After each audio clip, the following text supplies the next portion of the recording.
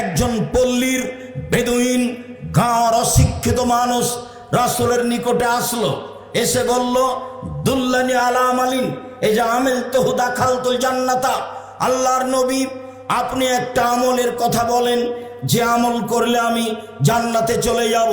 পল্লীর অশিক্ষিত মানুষ রাসূলের নিকটে এসে এই দাবি জানালো, আল্লাহর নবী আমার একটা আমলের কথা বলেন যে আমল করলে আমি জান্নাতে চলে যাব।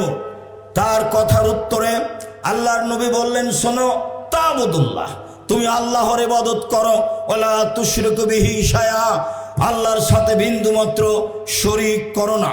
ওয়া তুকিমুস সালাহ, সালাত আদায় করো। ওয়া তুতিজ যাকাত, তুমি যাকাত প্রদান করো। ওয়া তাসুমু রমাজান, রমজান মাসের সিয়াম পালন করো। এই পর্যন্ত বলতে লোকটি বলছে, ওয়াল্লাযী নাফসি বিয়াদিহি, আল্লাহর কসম, আল্লাহর কসম করে বলছি, লা আযিদু আলা হাযা শাইয়ান ওয়া লা আনকুসু মিনহু, আল্লাহর কসম আপনি যা বললেন তার চেয়ে কমও করব না, তার চেয়ে বেশিও করব না। আল্লাহর কসম আপনি যা বললেন তার চেয়ে কমও করব না, তার চেয়ে বেশিও করব না। সুম্মা ওয়াল্লাহ, তারপর লোকটি চলে যাচ্ছে, কথা শেষ।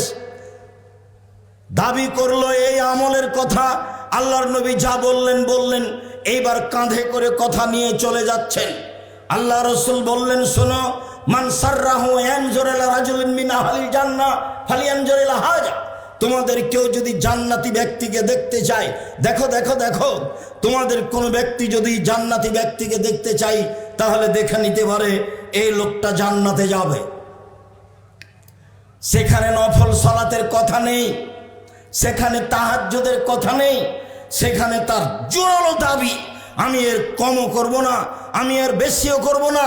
আল্লাহর কসম করে বলছি, আল্লাহর শপথ করে বলছি, আমি এর কমও করব না, আমি এর বেশিও করব না। আমলে সে কত দৃঢ় ব্যক্তি!